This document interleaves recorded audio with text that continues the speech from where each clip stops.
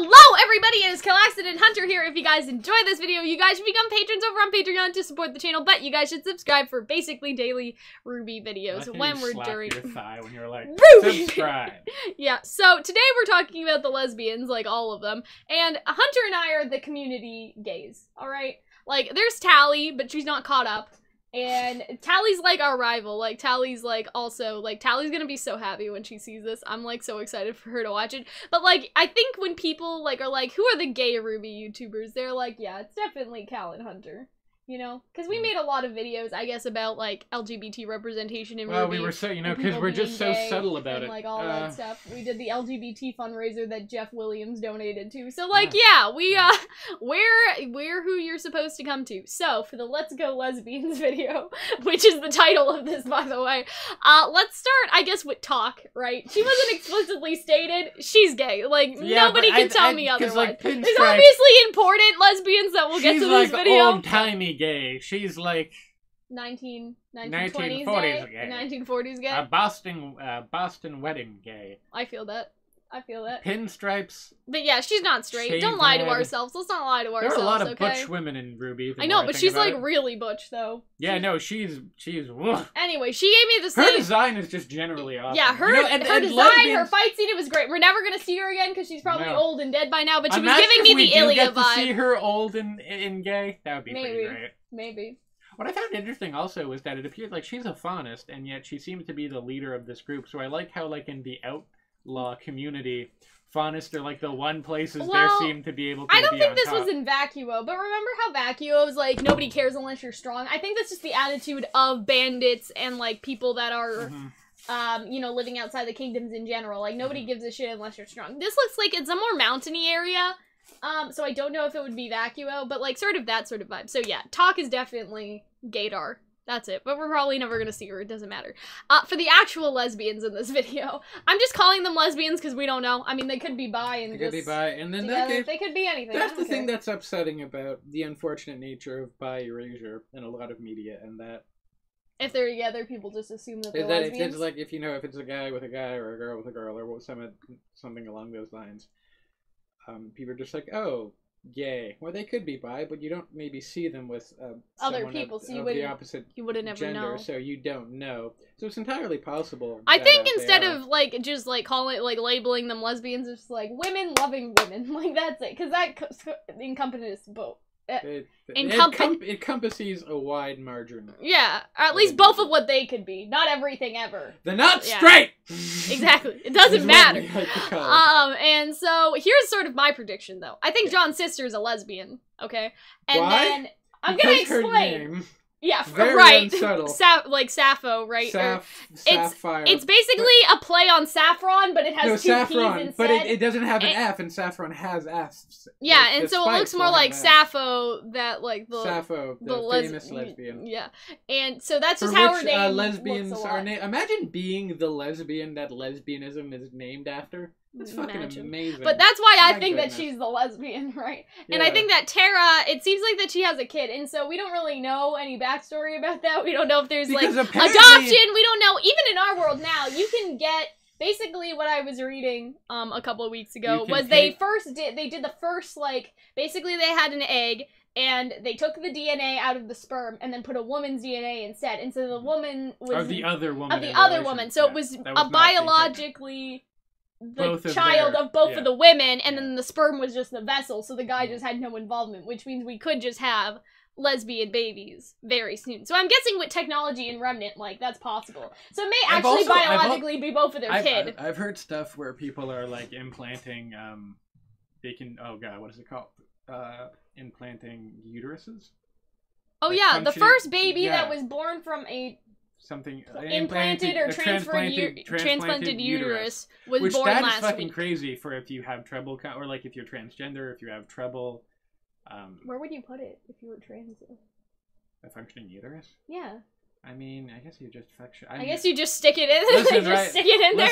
I mean, when you have a baby, your kidneys and stuff get shuffled anyway. So I'm sure they'll fuck like when you get bottom surgery. Especially with trans men, like they fuck all kinds of shit up there to like you can like do it so when you have my current partner's ex was a transgender man. and they were talking about, like, when they first started transitioning, they were talking about, like, hypothetically getting, like, a bottom surgery.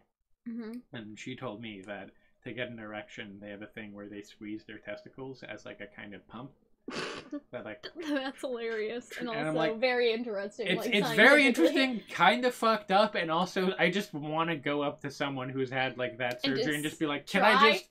I know that's, it's like, so inappropriate, and it's probably terribly dehumanizing, but I really want to see. I will pay you. I will give you money. That's your call to action, guys. I'm just saying. If I was, like, good friends with one of them, I'll give you $20 if I can do it. I'd do that for $20. Yeah. Yeah. But, I mean... Can we squeeze your testes for $20? Woo, howdy. Anyway. And that would be awkward because you just have a hard-on for the nest. Anyways. We're a little off topic. A little off topic. I feel like that was still valuable information. Anyway, my point is that if... This was also in RWBY fanfiction. Lots of people implant with dust or something. There was a fanfiction that Weiss was Raven and Weiss's actual mother's love child, and they had the child. They never specifically describe why. If I remember correctly, all Weiss's mom said was like, wow, you know, the dust is quite magical. It can do interesting things. So I'm like, I imagine if they had, like... Whoa! Technology! Anyway, here's the, like, dink, dink, dink, here's the...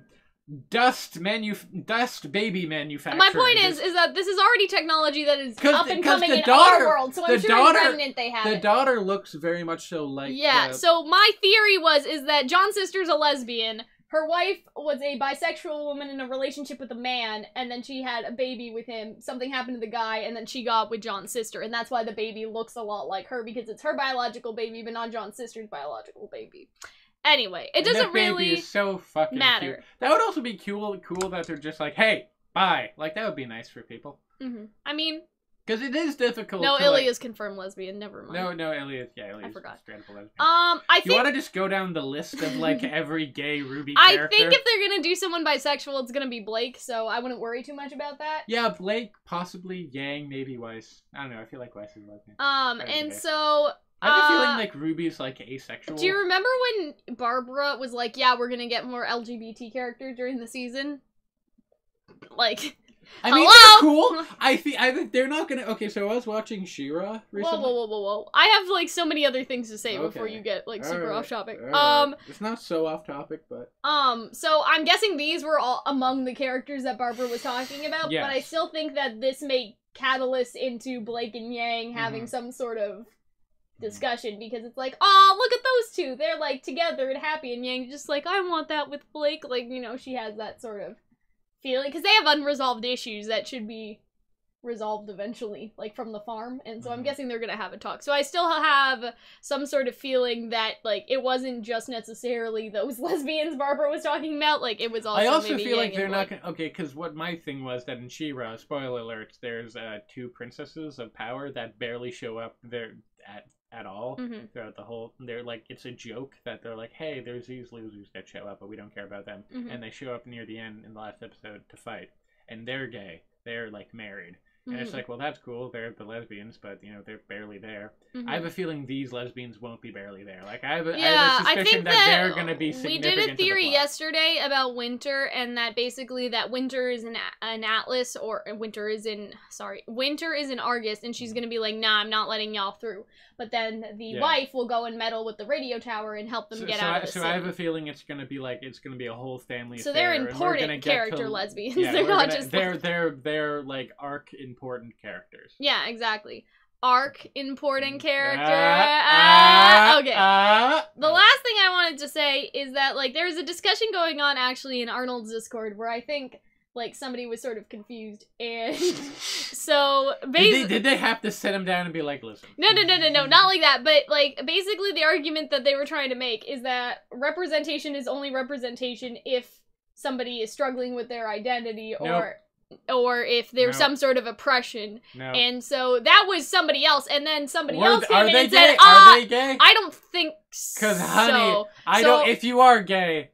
I don't think they're gay, because I've never heard a gay person say that. And then somebody else was like, that's not how it works. No. And then people were jump piling on sort of that guy, and I was like, hey, guys, like, no. Dummies. Like, most of us, I think that I mean, I don't speak for all the gays, alright? I'm not like the Lorax, alright? It's not, we don't speak for all the gay trees. It's good to have characters where they talk about coming out stories, but after a while, like, we fucking get it. There's coming out stories. I mean, you can talk about, you representation should serve the needs of the minorities that they represent. And so, coming out stories serve us, like, for the first time that we have, I mean, people sometimes have to come out, like, for their entire life, but, like, for the first time that they come out, I'm like, great, you know what I mean? Like, I'll just say, like, for me, a hypothetical example, like, if I want to come out and I read a couple coming out stories, like, that's great, and that helps me, give me the motivation to come out, right?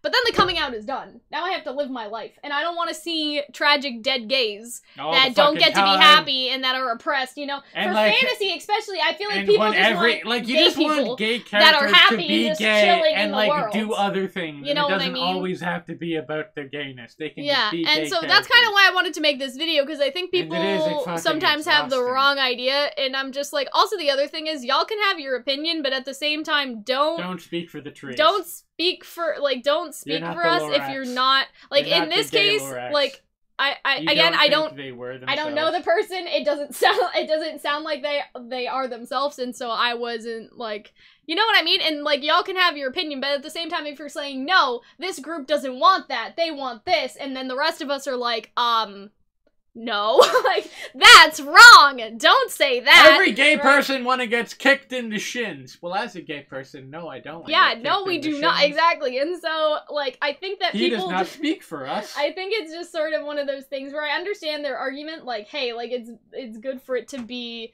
like, you know, shown and presented, and a lot of people think the way it needs to be presented isn't being oppressed or it being, you know, whatever. But it doesn't have to be like that.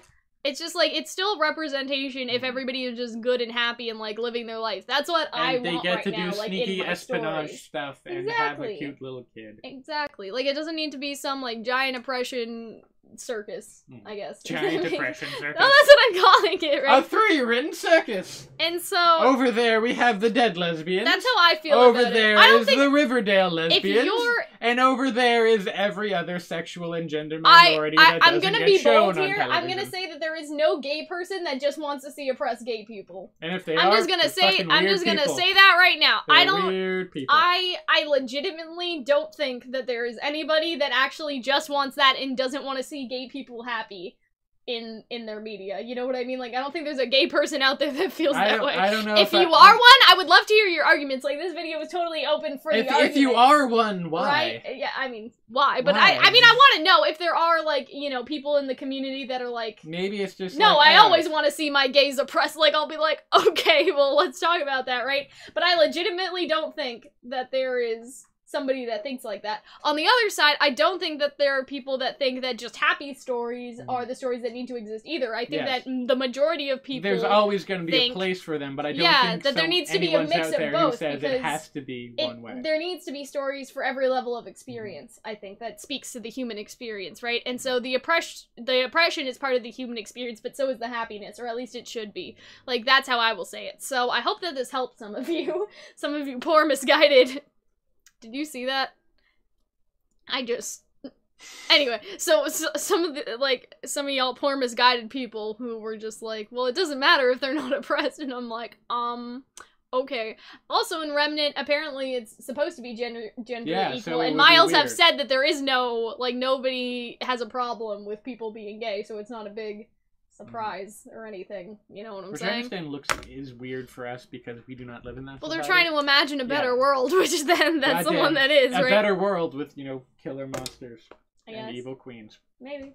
But yeah. So that's kind of all I wanted to talk about. I don't think I have anything else to say. Hunter, do you have something? No. Other than I screamed lesbians at the top of my lungs. You guys should see our reaction. But yeah, I feel like as, like, the gay RWBY YouTubers, it's what I'm calling us now, I guess. Like, I just feel an obligation to sort of talk about stuff like this, just to be like, hey guys, like, do you want, like, if you all want our perspective and want to be corrected, well, here you go. Want to be corrected. I mean, you need to be corrected. Sometimes, but yeah, I'm not trying to talk down to anyone, by the way. I'm just saying, like, you know, obviously y'all have your opinion, but when it comes to us saying that what we want from our stories, then, you know, we need to be the ones to decide that, not some of y'all. So, that's all that I mean. Anyway, I think we're done. Good job, Hunter. And anyway, we will see you guys later. Bye! Thank you guys so much for watching. If you guys would like to support the channel further, if you guys want to see us make more videos, if you guys want some cool, awesome rewards, you guys should become patrons over on Patreon. Patrons on Patreon have a variety of different rewards, so some of them are being able to request videos from us, so you could ask for a shipping video, a theory video, and we'll do it. Some of the rewards have to do with early access, so getting a video a week earlier, past a week early, and stuff like that, but the most important reward is getting access, at least I think it's the most important reward, access to our Discord server where you guys can talk and hang out with us. It's lots of fun, so I hope that if you guys want to support the channel, that is the route that you will take, and I will see you in the next video. Bye!